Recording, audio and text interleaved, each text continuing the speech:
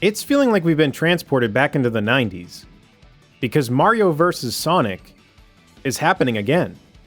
When Sonic Crossworlds was first shown off, I thought the game looked really cool. But with Mario Kart World on the horizon, I wasn't really too sure on how well Sonic Crossworlds was going to do. I figured that Mario Kart World would just dominate it, and that would kind of be it. It would just kind of depend on the release dates. Because I figured no matter what, Mario Kart World's just going to eat up the sales of Sonic Crossworlds. Which I still think to some extent is probably going to happen, and probably has happened. But people started to say that Sonic Crossworlds was more fun than Mario Kart World. And I started seeing these comments and I didn't know what to think about it. Because sometimes when there's something to hate on, people just kind of jump on it. So I know that some of the comments were genuine, but sometimes people will bandwagon, and it's hard to tell how many people actually feel this way. Because there could be people that just really love Sonic, and will see this kind of discourse going on, and just be like, yeah, the Mario game stinks, the Sonic game's better. But since I haven't really been enjoying Mario Kart World, I figured, you know what? I'm going to give the game a chance. Because there's a demo for it. So I played the Switch 1 demo on my Switch 2, and I can safely say that this is the game that I was hoping Mario Kart World would be. Sonic Crossworlds is not only that arcadey racer that I was looking for, I feel like it does the gimmick of what Mario Kart World was trying to do better.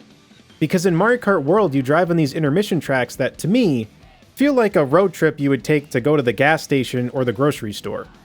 It does not feel like there's much to do on these intermission tracks. Whereas with Sonic Crossworlds, the gimmick of that game is basically an intermission track that feels like a regular racetrack for one lap. And I'll show some footage on screen of this happening, where you're on the regular course, and then on another lap, you're doing the Crossworld track. These are nothing like intermission tracks to me.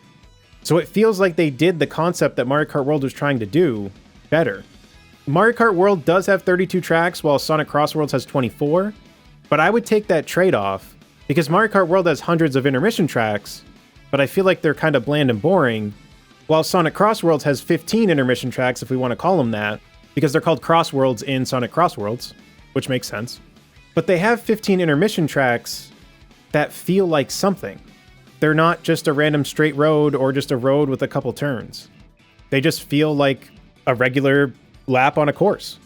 And since you're not sure on what Crossworld you'll get when you play a race, it adds variety, which again I feel like is what Mario Kart World was trying to do. I feel like they were trying to prevent it from feeling samey, but to me, all the intermission tracks feel samey within themselves.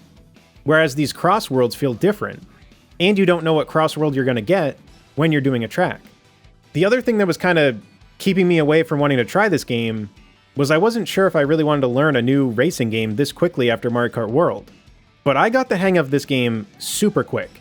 I'm not going to say I'm an expert or anything yet, but it did not take long to get a hang of it. And on a random side note, I feel like driving on water is weird in Mario Kart World. That could just be a me thing, but in Sonic Crossworlds, it feels great. And then for me, the biggest thing with Sonic Crossworlds over Mario Kart World is the fact that there's actually incentive to keep playing. Sonic Crossworlds, when you play online, you can rank up. And then while you're ranking up, you're getting unlocks. And then while you're doing races, you're getting currency. And then with that currency, you can buy different gadgets and car parts. The gadgets allow you to play the game differently. Like you can add a thing to where you'll get more rings when you get a good start at the beginning of the race. So if you compare that to Mario Kart World where you're unlocking stickers, that's already a big difference. Gadgets affect the gameplay. Stickers don't really do anything. And like I was saying earlier, you can use currency to customize your vehicle. And you can change the appearance of the vehicle too. There is so much more customization in Sonic Crossworlds. And you have a ton of incentive to keep playing because you're going to keep getting currency and unlocks. Comparing it to Mario Kart World is honestly kind of crazy. Because in Mario Kart World, I already pretty much ran out of stuff to do. I primarily only have Versus Online to do. I got bored of the free roam, I did all the Grand Prix, I pretty much only have Versus Online. And Versus Online, regardless of how many updates they do, it's still a gamble on if I get intermission tracks or not. And for me personally, I find the intermission tracks boring, and bagging with items is such a good strat when you get an intermission track, that I really just don't have a want to play it. I don't want to go online and have a gamble on if I'm going to enjoy the game or not. And on top of that, there isn't even really much of an incentive to do the online, except for the ranking number. Whereas with Sonic Crossworlds, you're constantly unlocking stuff and you're getting currency. There's tons of incentive to just keep playing. And Sonic Crossworlds is becoming the game that I wanted Mario Kart World to be. I wanted to have a game where I could just throw it on, play a few matches, and just have some fun. But with how much of a gamble online is already, and with there being less incentive to keep playing as it is, Sonic Crossworlds is taking that spot. When comparing these two games, it really is frustrating that Nintendo games don't always implement things that I feel like are more of just common practice for today's games. Having ranks for online, getting currency to buy stuff. Most games nowadays have incentives to keep playing.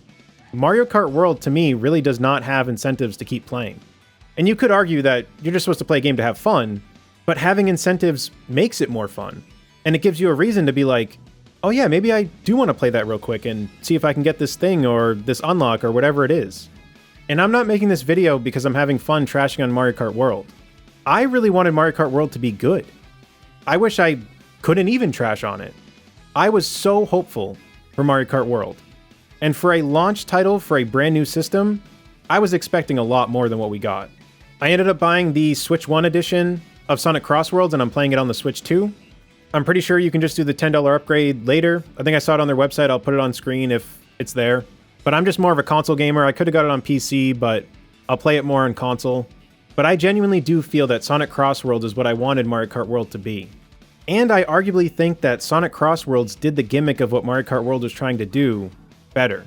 You could argue that there's no free roam, but I really don't feel like free roam added much. So are you going to be getting Sonic Crossworlds?